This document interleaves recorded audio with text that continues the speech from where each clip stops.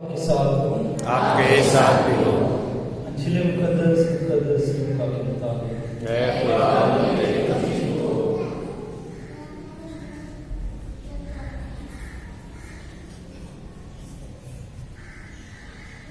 ایک دن رسول عبادت خانے میں لوگوں سے کہنے لگا کہ آج یہ نوشتہ تمہارے کانوں میں پورا ہو کر پہنچا، اور سب نے اس پر گواہی دی اور شفقت کی ان باتوں پر جو اس کے منہ سے نکلتی تھی۔ تعجب کر کے کہنے لگے، کیا یہ یوسف کا بیٹا نہیں؟ اس نے ان سے کہا کہ تم بے شک یہ مصر مجھ پر کہو گے، اے طبیب تو اپنا علاج کر۔ جو کچھ ہم نے سنا ہے کہ تم نے کفرنہوم میں کیا، یہاں اپنے وطن میں بھی کر۔ اور اس نے کہا، میں تم سے سچ کہتا ہوں کہ کوئی نبی اپنے وطن میں مقبول نہیں ہوتا۔ لیکن میں تم سے سچ کہتا ہوں کہ جب الیاس کے دنوں میں 3 برس 6 مہینے تک آسمان بند رہا، یہاں تک کہ تمام ملک میں سخت کال پڑا، تو بہت سی بیواہیں اسرائیل میں تھیں، مگر الیاس سوائے سیدون کے ساتھ کی ایک بیوہ عورت کے ان میں سے کسی کے پاس بھیجا نہ گیا۔ اور علیشا نبی کے وقت اسرائیل میں بہت سے کوڑی تھے، لیکن ان میں سے کوئی پاک صاف نہ کیا سوائے نعمان سریانی کے۔ اور جتنے عبادت خانے میں تھے سب ان باتوں کو سنتے ہی غصے سے بھر گئے، اور اٹھ کر اسے شہر سے باہر نکالا اور اسے اس پہاڑ کی چوٹی پر لے گئے جن پر ان کا شہر بنا ہوا تھا، تاکہ اسے سر کے بل گرا دے، لیکن وہ ان کے بیچ میں سے گزر کر چلا گیا۔ انجیل مقدس کے سلسلے سے ہم سے بتایا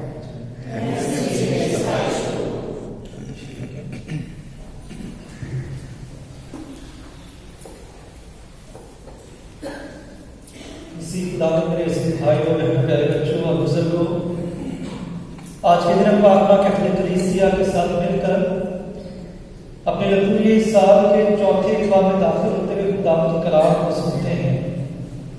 آج ہم خدا کا کلام سنتے ہیں تو سب سے پہلے ہم اپنی زندگی کے اوپر غور و خوض کرتے ہیں، اپنے بلاوے کے اوپر غور و خوض کرتے ہیں کہ خدا نے ہمیں کس مقصد کے تحت اس دنیا کے اندر بھیجا ہے، یا دوسرے لفظوں میں میری زندگی کا مقصد کیا ہے۔ کیا میری زندگی کا کوئی مقصد ہے بھی یا کہ نہیں ہے؟ اس بات کے اوپر ہم غور و خوض کرتے ہیں۔ یقیناً خدا ہم میں سے ہر ایک کو بلاتا ہے، کہ خدا کا کلام میں پیغام دیتا ہے کہ تم نے مجھے نہیں چنا بلکہ میں نے تمہیں چنا ہے، مقرر کیا ہے کہ ہر لوگ تمہارا پر باقی رہے۔ خدا ہمیں بلاتا بھی ہے، خدا ہمیں چنتا بھی ہے۔ دوسرے لفظوں میں خدا اس دنیا کے اندر بھی ہمیں لے کر آتا ہے، اور خدا اپنے کام کے لیے ہمیں چنتا بھی ہے، تاکہ ہم خدائی کام کو ہمیشہ جاری رکھیں، وہ کام جو کہ خدا کرتا ہے۔ دوسرے لفظوں میں خدائی کام ہمیشہ جاری رکھیں۔ اسی وجہ سے خدا نے بنی و انسان کو اپنی شکل و صورت کے اوپر خلق کیا ہے اور اس دنیا کے اندر بھیجا ہے۔ خدا بلاتا ہے تاکہ ہم اس کے مشن کو ہمیشہ آگے بڑھاتے رہیں۔ کچھ لوگ بہت چھوٹی سی عمر میں اپنی زندگی کے مقصد کو جان لیتے ہیں، اور کسی کو اپنی زندگی کا مقصد جاننے کے لیے پوری زندگی گزر جاتی ہے، لیکن مقصد کو نہیں جان پاتے کہ میں اس دنیا کے اندر کس مقصد کے تحت۔ آج کلیسیائی طور پر، خاندانی طور پر ہم اپنی اس بلاہٹ کے اوپر یا بلاوے کے اوپر یا زندگی کے مقصد کے اوپر غور و خوض کرتے ہیں۔ آج کی پہلی تلاوت جو کہ ارمیا نبی کے صحیفے میں سے لی گئی ہے، خدا کے بندے ارمیا نبی کی بلاہٹ کا تذکرہ کیا گیا ہے کہ خدا اپنے بندے کو ماں کے بطن ہی سے چن لیتا ہے، ماں کے بطن ہی سے چنتا ہے، اور ٹھیک اسی طرح خدا ہم میں سے ہر ایک کو اپنے ماں کے بدن ہی سے چنتا ہے کسی نہ کسی مقصد کے لیے، تاکہ اس مقصد کو ہم پورا کر پائیں۔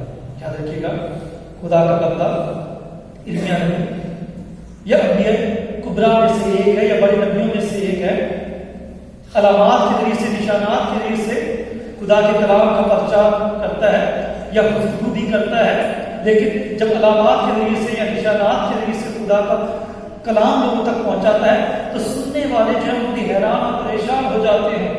ارمیا جس کے نام کا مطلب ہے خدا میری بلندی ہے یا خدا میری سرفرازی ہے، جو کہ اناتوت کا رہنے والا تھا، اور اناتوت تقریباً یروشلم سے 10 کلومیٹر کے فاصلے پر تھا، اور وہاں پر بہت سارے کاہن رہا کرتے تھے، اور ارمیا جو ہے وہ کاہنوں کی اولاد میں سے تھا، اور یہی وجہ ہے کہ وہ ہیکل کے متعلق، ہیکل کی چیزوں کے متعلق، قربانی کے متعلق دیگر تمام انبیاء اکرام سے زیادہ معلومات رکھتا تھا۔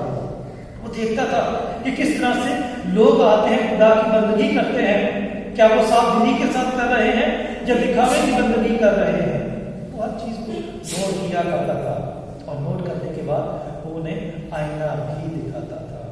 اسی بھائی بہنوں، خدا کے بندے ارمیا نبی کی خوبصورتی یہ ہے کہ اس نے اپنی قوم کو کسی خوش فہمی میں مبتلا نہیں رکھا، بلکہ اس نے آنے والے وقت سے آگاہ کیا کہ آنے والا وقت جو ہے وہ تمہارے لیے بہت کٹھن وقت ہوگا۔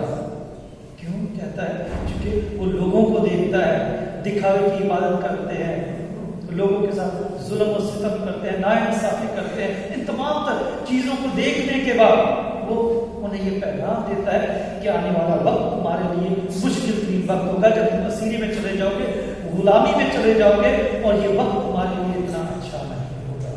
یہ پیغام دیتا ہے۔ جب دکھاوے کی بات کے متعلق کہتا ہے کہ تم عبادت کی دکھاوے کے لیے کرتے ہو، تمہیں ہیکل نہیں بچائے گی، جبکہ خدا کا عہد تمہیں بچائے گا، تم خدا کے عہد کے ساتھ وفادار رہو گے۔ تو خدا بندے ارمیا نبی کو بہت سی مشکلات کا سامنا کرنا پڑا، یہاں تک کہ لوگوں نے کہا اس نے ہیکل کے متعلق بات کی ہے، یہ کافر ہے، اس کے لیے ہیکل کے دروازے بند کر دو، اور یہ وقت اس کے لیے مشکل ترین وقت تھا۔ 19 سال کی عمر میں اناتوت کو چھوڑتا ہے اور یروشلم کے اندر چلا جاتا ہے۔ ارمیا نبی یہ وہ عظیم نبی ہے جس کی بدقسمتی یہ رہی ہے کہ اس نے اپنی قوم کا سیاسی استحصال بھی دیکھا ہے، معاشی استحصال بھی دیکھا ہے، اس نے اخلاقی استحصال بھی دیکھا ہے کہ وہ اخلاقی قدروں کے اندر کم ہوتے جا رہے ہیں۔ ہر طرح کی پستی جو ہے وہ خدا کے بندے ارمیا نبی نے دیکھی ہے، لیکن پھر بھی خدا ہمیشہ اپنے بندے کے ساتھ رہا ہے، اور یہی وجہ ہے کہ آج کی پہلی تلاوت کے اندر اس کی بلاہٹ کا تذکرہ کیا۔ خدا اسے پیغام دیتا ہے کہ میں نے تجھے ماں کے بدن ہی سے چن لیا ہے، جبکہ وہ ناز و نخرے بھی کرتا ہے، اے خدا میں تو توتلا ہوں، میں تو بچہ، میں تو بولنا نہیں جانتا۔ خدا کہتا نہ کہہ کہ تو توتلا ہے، میں تیری آواز روکنا، میں تجھے بتاؤں گا کہ تم نے کس طرح سے کلام سنانا ہے۔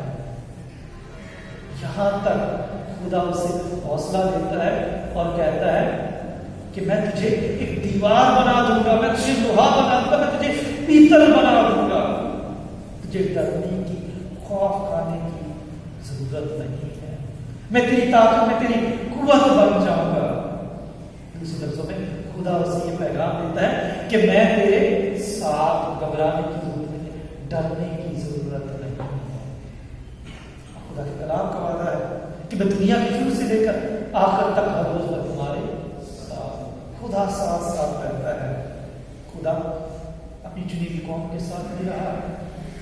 اس وقت جب وہ غلامی میں سے رہائی حاصل کرتے، جب بحیرہ یوسف کے پاس پہنچتے ہیں، جب بیابان کے اندر تھے، جب وادی کی سرزمین میں تھے، جب مختلف قومیں ان کے اوپر حملہ کرتی تھی، بادشاہ ان کے اوپر حملہ کرتے تھے، خدا ان کے ساتھ تھا، خدا انہیں بچاتا نہیں تھا، خدا لوگوں کے ذریعے سے اپنا پیغام بھی دیتا تھا، کیونکہ خدا اپنے لوگوں سے پیار کرتا ہے۔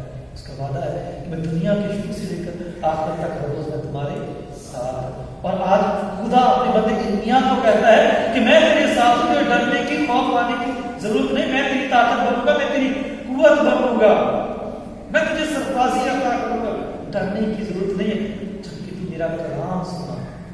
یہاں تک کہ خدا کا بندہ ارمیا جو ہے گلا بھی کرتا ہے، اے خدا تو نے مجھے مغالطہ دیا اور میں نے مغالطہ کھایا، لیکن پھر بھی خوبصورتی یہ رہی ہے کہ خدا کا بندہ ارمیا گلا کرنے کے باوجود بھی خدا کے ساتھ ساتھ رہا، اس کے پیغام کو ہمیشہ لوگوں تک پہنچاتا رہا ہے۔ ٹھیک اسی طرح تاریخ کے اندر بہت ساری ایسی عظیم ہستیاں تھیں جن کو خدا نے چنا، خدا ان کے ساتھ رہا ہے۔ خدا کا بندہ موسیٰ، جب خدا اسے چنتا ہے کہ تو فرعون کے پاس جا، ڈرتا تھا، خوف کھاتا تھا، لیکن خدا اسے حوصلہ دیتا ہے، ہمت دیتا ہے، جرأت دیتا ہے تاکہ وہ جابر بادشاہ کا مقابلہ کرے، اس کا سامنا کرے۔ خدا اسے طاقت دیتا ہے۔ پھر خدا اپنے بندے ابراہیم کو چنتا ہے۔ جب خدا ابراہیم کو چنتا ہے تو ابراہیم جانتا تھا کہ خدا میرے ساتھ ہے، اپنے گھر بار کی فکر نہیں کرتا، رشتہ داروں کی فکر نہیں کرتا، چل پڑتا، وہ جانتا تھا کہ خدا اس کے ساتھ ہے۔ صدر مشکل جانتے تھے کہ خدا ہمارا خدا ہمارے ساتھ ہے، انہیں آگ کی بھٹی کے اندر بھی ڈال دیا جاتا ہے، پھر اپنے ایمان کے اندر کمزور نہیں پڑتے۔ جتنے بھی انبیاء کرام تھے خدا نے انہیں چنا، وہ جانتے تھے کہ خدا ہمارا خدا ہمارے ساتھ ہے۔ جتنے بھی رسول تھے خدا نے انہیں چنا، وہ بھی جانتے تھے کہ خدا ہمارے ساتھ ہے، یہاں تک کہ خدا کا اس قدر وفادار رہے کہ سر قلم کر دیے گئے ان کے، لیکن وہ خدا کے ساتھ ہمیشہ وفادار رہے۔ اور کلام کا پیغام ہے جان دے کر وفادار رہنا تجھے زندگی کا تاج دوں گا۔ یاد رکھیے گا جب خدا ہمیں چنتا ہے، خدا ساتھ ساتھ رہتا ہے۔ محسوس کرنے کی ضرورت ہے، خدا ہمیں چھوڑتا نہیں ہے، خدا ہمیں چھوڑتا نہیں، ہم خدا کو چھوڑتے ہیں، خدا ہمیں نہیں چھوڑتا۔ ہم خود غرضی کر کے خدا کو چھوڑ دیتے ہیں، لیکن خدا ہمیں نہیں چھوڑتا۔ ہم جیسے بھی ہیں خدا ہمیں قبول کرتا ہے، وہ اپنی باہیں پھیلا کر یہی کہتا ہے، ہمارے باپ تمہارے وہ جو بادشاہ بنائے عالم سے تمہارے لیے تیار کری، اس سے میں راز ہوں۔ دکھ میں ہے باہیں پھیلا کر ہمیں قبول کرتا ہے، ہمارے دکھ ہمارا بوجھ اپنے کندھے کے اوپر اٹھاتا ہے، اور یہی اس کا پیار، یہی اس کی محبت ہے۔ آج کی پہلی تلاوت کے اندر خدا ارمیا کو بلاتا ہے، اور یقیناً جب کبھی بھی خدا کسی کو بلاتا ہے تو اس کی زندگی آسان نہیں ہوتی، اس کی زندگی کے اندر بہت ساری مشکلاتیں ہوتی ہیں، چاہے کوئی کاہن ہو، چاہے بابو جی ہو، چاہے کوئی عبد المومن ہو۔ جب خدا چنتا ہے اس کی زندگی کے اندر بہت ساری مشکلات آتی ہیں، اور یہی پیغام خدا ارمیا کو دینا چاہتا ہے کہ میں نے تجھے چنا ہے، تو واحد نبی نہیں ہے، تجھ سے پہلے بھی جو آئے ہیں انہوں نے بھی دکھ اور تکالیف برداشت کیے، تو بھی دکھ اور تکالیف برداشت کرے گا، لیکن اس میں سے جب نکلے گا تو سرخروب ہوگا۔ اور حقیقت یہی ہے کہ مسیح ہونا دکھ اور تکالیف سے گزرنا ہے۔ جب اس میں سے گزر جاتے ہیں تو خدا کے ساتھ ایک ہو جاتے ہیں۔ ہماری اجتماعی بلاہٹ یہ ہے کہ وہ خدا کے کلام کا پرچار کریں، نہ صرف لفظی طور پر بلکہ اپنی زندگی سے، کاموں سے، رویوں سے، بول چال سے خدا کے بندے ارمیا کی طرح دکھ اور تکالیف کے اندر بھی ثابت قدم رہتے ہوئے وہ پیغام جو کہ یسوع کی طرف سے ہمیں ملا ہے ہم اس کو لوگوں تک پہنچائیں۔ یہی وجہ ہے کہ آج کی دوسری تلاوت کے اندر خدا کے بندے پالوس کا تذکرہ کیا گیا ہے، جو کہ نغمہ محبت لکھتا ہے، نغمہ محبت لکھتا ہے۔ چند دن پہلے ہم نے منگل والے دن ہم نے مقدس پالوس رسول کی تبدیلی کی عید منائی تھی، تبدیلی کی۔ اس وقت اس کی زندگی کے اندر تبدیلی آئی جب وہ دمشق کی راہ کی طرف جا رہا تھا، جب دمشق کے قریب تھا۔ یاد رکھیے گا اس وقت خدا اپنا جلوہ دکھاتا ہے، خدا جو جلوہ دکھاتا ہے اس کی سب سے بڑی وجہ جو تھی وہ یہ تھی کہ اس وقت وہ یروشلم سے، کاہن اعظم سے وہ لیٹر لے کر جا رہا تھا کہ میں اس لیٹر کو لے جا کر میں دمشق کے اندر جو مذہبی رہنما ہے میں ان کو دکھاؤں گا تاکہ وہاں پر جتنے بھی مسیح ہیں میں انہیں قتل کروں. یہ اس کا مقصد تھا دمشق کے اندر جانے کا. اور اسی وجہ سے بڑے جوش کے ساتھ بڑے جذبے کے ساتھ گھوڑے کے اوپر سوار ہو کر وہ جا رہا تھا تاکہ وہاں پر جا کر وہ مسیحوں کو قتل کرے. لیکن یاد رکھیے گا خدا کی لاٹھی بھی آواز ہوتی ہے. خدا کسی بھی وقت اپنا جلوہ دکھا سکتا ہے اور یہی کچھ پولس کے ساتھ ہوا. پولس جو کہ اپنے آپ کو بہادر سمجھتا تھا, ڈاکٹر سمجھتا تھا, بڑا دلیر سمجھتا تھا, وہ یہ سمجھتا تھا کہ میرے پاس طاقت ہے, میرے پاس قوت ہے, میرے پاس اختیار ہے, میرے پاس سب کچھ ہے. دوسرے لفظوں میں وہ یہ سوچتا تھا کہ مجھ جیسا کوئی اور نہیں ہے, میں بہادر میں بڑا طاقتور ہوں. لیکن خدا کے سامنے کسی بھی انسان جو بہادری ہے وہ اتنی اہم نہیں ہے. خدا کے سامنے اس کی بہادری کا بس نہیں چلتا. اور یہی وجہ ہے کہ جب گھوڑے کے اوپر سوار ہو کر جاتے ہیں, جب خدا اپنا جلوہ دکھاتا ہے تو خدا نور کی صورت میں اس کے اوپر ظاہر ہوتا ہے. کلام کہتا ہے ایک بہت بڑا نور اس پر ظاہر ہوا. کہاں سے؟ آسمان سے ظاہر ہوا اور وہ گھوڑے سے گر پڑتا ہے. وہ جو اپنے آپ کو بڑا فنے خاں سمجھتا تھا, میں بڑا بہادر ہوں, بڑا طاقتور ہوں, خدا کے سامنے زیر ہو جاتا ہے, وہ گھوڑے سے نیچے گر جاتا ہے. جب گھوڑے سے نیچے گر جاتا ہے تو یاد رکھیے گا بینائی چلی جاتی ہے.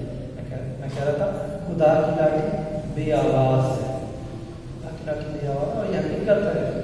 کبھی کبھی ہم کہتے ہیں آسمان سے گرا کھجور میں اٹکانا, وہ کبھی کبھی کھجور بھی نصیب نہیں ہوتا. اور یہی کچھ پالوس کے ساتھ ہوا ہے. پالوس کے ساتھ ہوا ہے. جب زمین کے اوپر نیچے گرا ہے گھوڑے سے تو یاد رکھیے گا اس کی بینائی چلی گئی ہے, اندھا ہو گیا ہے. وہ جو پہلے اپنے آپ کو بڑا طاقتور سمجھتا تھا, جو یہ کہتا تھا کہ مجھے کسی کی ضرورت نہیں ہے, اب دوسروں کا وہ محتاج بن گیا ہے. اب بچے کی طرح اس کا ہاتھ پکڑ کر اسے اٹھانا پڑا ہے. جس طرح بچے کا ہاتھ پکڑ کر ہم چلنا سکھاتے ہیں, ٹھیک اسی طرح پولس نے چلنا شروع کیا ہے. خدا کے سامنے ٹوٹلی بے بس ہے. وجہ کیا ہے؟ وجہ یہ ہے کہ پہلے گناہ آلودہ زندگی بسر کر رہا تھا, اور جو گناہ آلودہ زندگی بسر کرتا وہ خدا کے سامنے ٹھہر نہیں سکتا. جب گناہ آلودہ زندگی بسر کر رہا تھا, جب خدا جلوہ دکھاتا ہے, پاک و پوتر ہستی اپنا جلوہ دکھاتی ہے, گر پڑتا ہے. حننیہ کے پاس جاتا ہے, حننیہ دعا کرتا ہے, نہیں ملتی ہے. اس سے پہلے خدا سے بات چیت کرتا ہے, تو کون ہے؟ میں یسوع ناصری ہوں جس کو تو اعزاز دیتا ہے. ڈر گیا. اس وقت اسے اندازہ ہوا کہ مجھ سے بھی کوئی طاقتور ہستی ہے جو طاقت رکھتی ہے, قوت رکھتی ہے. حننیہ دعا کرتا ہے, اسے بینائی ملتی ہے. تو پہلا اس کا سوال کیا ہے؟ اب میں کیا کروں؟ اب دوسروں کا محتاج ہو گیا, اب میں کیا کروں؟ اور جواب ہے دیر کس بات کی؟ بپتسمہ لے. اور جب بپتسمہ لے لیتا ہے اس کے بعد پیچھے مڑ کر نہیں دیکھتا. اس میں وہ کہتا ہے غلاطی کے نام پر اس کا پہلا باب اس کی 15ویں آیت کے اندر کہ اس نے مجھے غیر قوموں کا نور بنا کر بھیجا ہے. وہ غیر قوموں کا نور بن گیا. اسی وجہ سے اسے غیر قوموں کا رسول کہتے ہیں, کیونکہ اس نے 25 سال تک مسلسل کلام کیا, انجیل کی یا جیوڈیز کی بنیاد کی ہے. 25 سال تک اس نے مسلسل اس وقت بپتسمہ لیتا ہے. اس کے بعد وہ پیچھے مڑ کر نہیں دیکھتا ہے. جب یسوع کا تجربہ کرتا ہے اس کی زندگی کے اندر بدلاؤ آ جاتا ہے. وہ جو کہ پہلے موت کی پیشگوئی کرتا تھا, قتل کرتا تھا, اب وہ مسیحوں کو زندگی دینا شروع ہو جاتا ہے, محبت کا پرچار کرنا شروع کر دیتا ہے. اور اسی وجہ سے ہم آج کی پہلی تلاوت کے آج کی دوسری تلاوت کے اندر دیکھتے ہیں کہ وہ نغمہ محبت لیتا ہے اور واضح کرتا ہے کہ اگر مجھ میں کامل ایمان ہے, اس ایمان کے ذریعے سے اگر میں پہاڑ بھی ہٹا دوں تو کوئی فائدہ نہیں ہے. اگر مجھے محبت نہیں, اگر محبت نہیں تو پھر میں ٹھنٹھناتا پیتل اور جھنجھناتی جھان ہوں. یہ مسیح صرف ہے جو ہمیں دی گئی ہے, اس کو اپنی زندگی کا حصہ بنانے. وجہ سے خدا کا بندہ پالوس کہتا ہے ایمان بھی ہے، امید بھی ہے، محبت بھی ہے، وہ یہ تینوں قائم تو ہیں، لیکن افضل کیا ہے؟ محبت ہے۔ ہم لوگ مبارک ہیں کہ محبت جیسی صفت ہمیں دی گئی ہے۔ اگر محبت ہمارے درمیان ہوگی، ہمارے خاندانوں کے اندر لڑائی نہیں ہوگی، ہمارے محلوں کے اندر کبھی بھی لڑائی نہیں ہوگی، ہم انجیلی اقدار کے مطابق زندگی بسر کریں گے۔ پھر یسوع کا مشن واحد فرد کا مشن نہیں ہوگا، یہ ہمارا اجتماعی مشن ہوگا۔ ہم مل کر ہم کلام کا پرچار کریں گے۔ پھر کلیسیا میں سے کوئی کسی کو سمجھائے گا تو برا نہیں مانے گا، وہ اس کی تنبیہ کو پازیٹیولی قبول کرے گا۔ یہ میری بہتری چاہتا ہے، میری بہتری چاہتی ہے۔ وہ اس وقت ہوگا جب محبت جیسی صرف ہماری زندگی کے اندر ہو۔ اور خدا کا بندہ مقدس پالوس اس محبت جیسی صرف کو اپنی زندگی کا حصہ بنا لیتا ہے، اور اس کے بعد وہ یسوع کا پرچار کرنا شروع کر دیتا ہے۔ مسیحوں کے ساتھ بھی محبت کرتا ہے اور یسوع کے ساتھ بھی محبت کرتا ہے۔ جب زندگی کے اندر بدلاؤ آ جاتا ہے، اپنی زندگی کے مقصد کو جان لیتا ہے، مشن کو جان لیتا ہے، اور اس میں وہ آگے بڑھتا رہتا ہے۔ عزیز بھائی بہنوں، آج کی انجیل مقدس کے اندر ہم دیکھتے ہیں کہ خدا یسوع مسیح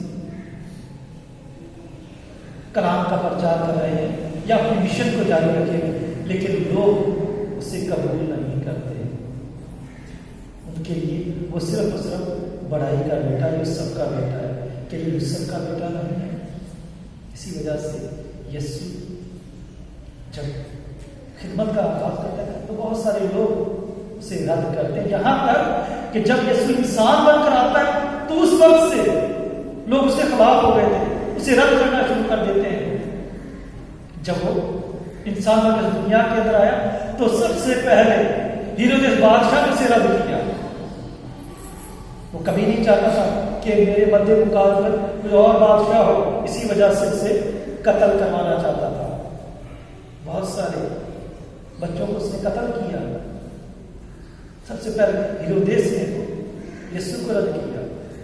پھر جب خدمت کا آغاز کرتا ہے، اپنوں نے رد کیا، جو اپنے لوگ تھے ناصرت کے، انہوں نے رد کیا،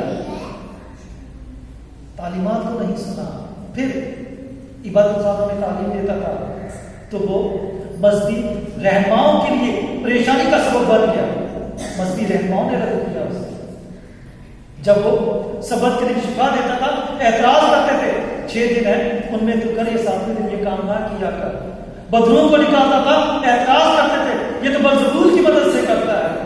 گناہ معاف کرتا تھا تو پھر بھی اعتراض کرتے تھے، تو گناہ کی معاف کرتے تو انسان گناہ معاف کرنے کا اختیار خدا کو ہے۔